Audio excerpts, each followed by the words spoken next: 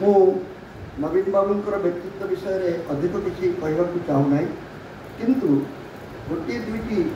कथा जहाँ रुबेन बाबू जानी अथच आम जाना रुबेन बाबू गोटे कथा को उद्घाटन कर श्रीमंदिर आलोकित छोटिया कथा निर्वाचन पूर्व मंदिर में बहुत बढ़िया लाइट पड़ा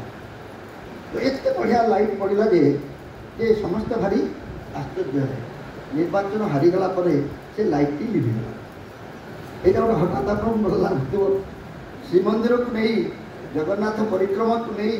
निर्वाचन में किपर व्यवहार कर विषय में आलोचना करने को चाहूना से गोटे अंशला लाइट पड़ा लाइटा लिभिगला कहीं ना जिते ये निर्वाचन में हारीगले ए लाइट पकड़ा वाला कहला निर्वाचन अच्छी मुझे जो कथा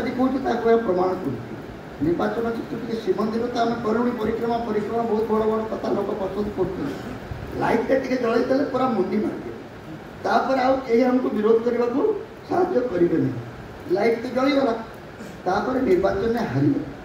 हारीगले पर से कंट्राक्टर कल ये कहते जो कथा भी आमको जरा ना सांबादिक हिसाब से जानते से कंट्राक्टर कहला मत बीज फिल आउ देवे कि कारण जी पैसा खर्च होती हारीगला जो मैंने मत कहते निर्वाचन पर्यटन लगा बोली आउ बोधे बिल देवे नहीं तेणु से लाइट फाइट सब उठे नहीं गला आप जानते बहुत गंडगोल है एवं केते लाइट जलुची आग भाई जलुची कि बर्तमान जलुची कि नहीं मुझे जाने ना देखो केमती निर्वाचन जीतवाई श्रीमंदिर आलोकीकरण गोटे अस्त्र भाव में व्यवहार